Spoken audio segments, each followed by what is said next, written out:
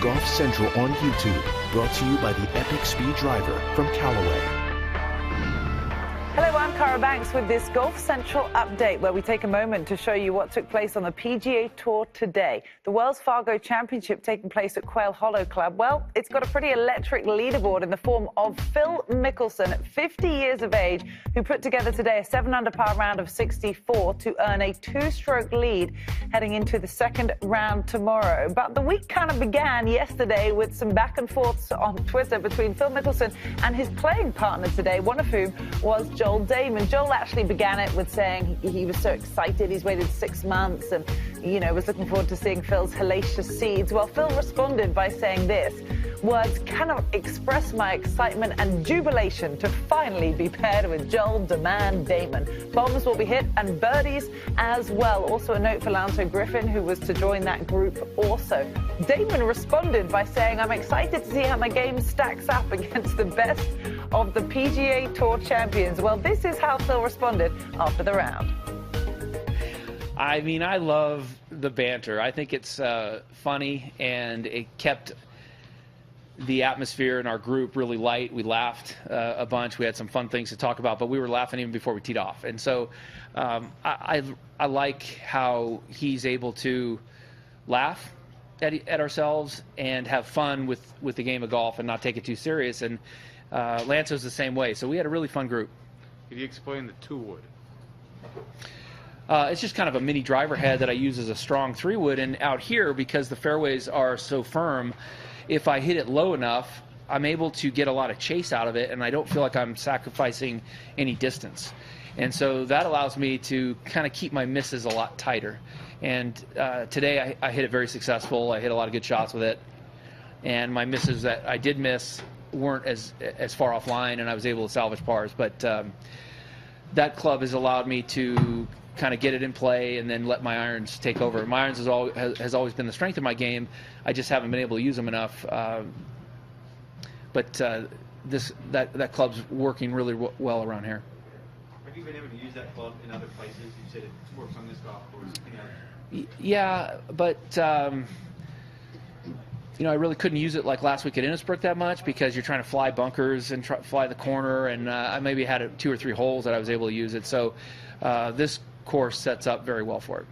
Yep. And then the holes that you want to hit, that are a little bit more open, like 15, 16, where you can try to carry the bunkers, and number 1 sits well for me, and I can kind of open it up with a few drives, but I don't have to do it every hole. What's the improvement from last week to this that you would expect? Just focus. I'm just present on each shot. This course holds my attention.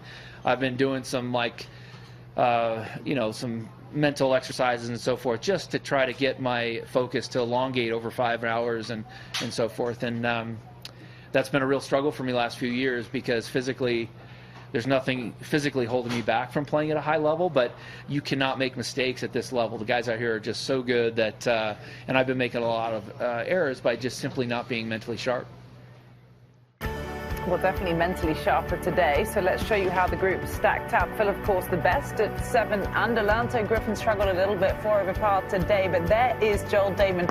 4 worse than Phil, but still a pretty good day, 3 under par, and this is what he had to say after.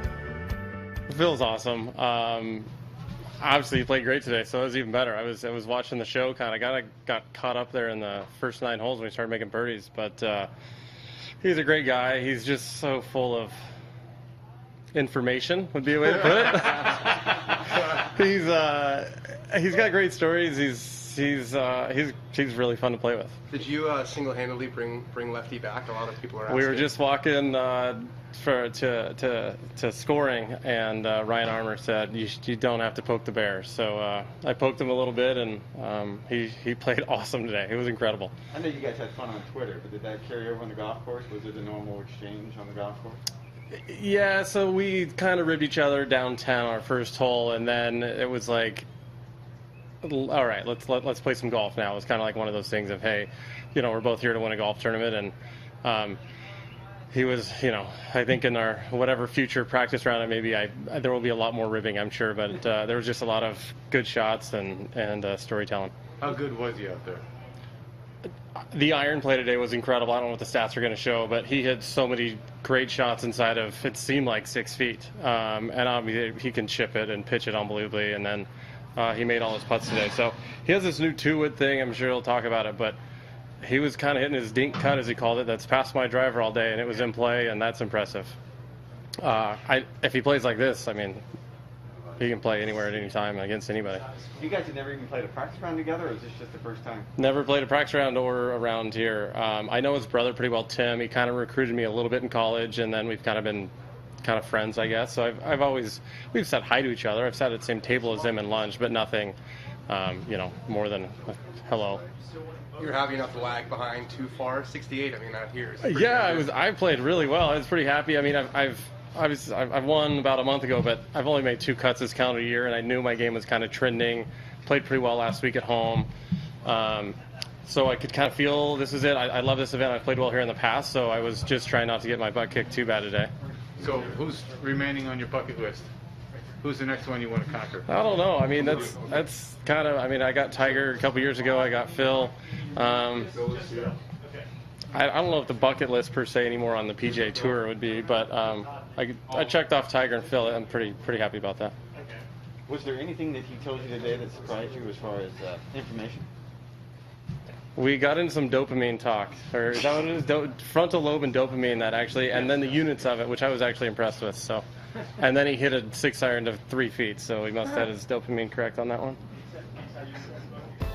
Well, they've got more to look forward to tomorrow. Another headline group featured Justin Thomas, who of course won the PGA Championship at Quail Hollow Club in 2017. He went round 2 under par today. Let's hear what he had to say afterwards.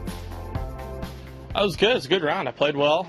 It's a hard golf course. The wind was all over the place for kind of how it was scheduled to be. So had to adapt to that a little bit. But I mean, the golf course is definitely a lot more receptive than it was, say, Monday or early in the day Tuesday with that heavy rain Tuesday afternoon. But it's still hard. I mean, you have to put the ball in the right spot. I mean, you can have some putts, kind of like I did on 2 there. I can get it 5 or 6 feet, but you can't even play offense. It's such a quick putt that, I could have played almost a foot and a half of break on that putt if I wanted to. And it's hard to get yourself to trust that sometimes, but, everybody has to deal with it. So you just have to kind of be committed and hit the shots. I mean, the golf course is hard as it is, and when it starts doing that, it obviously makes it harder because it might be, different from, say, on the tee to the green. I mean, it was weird for us today. We played 15, and it was into the wind, and, they made that hole very, very long, and we get off the tee,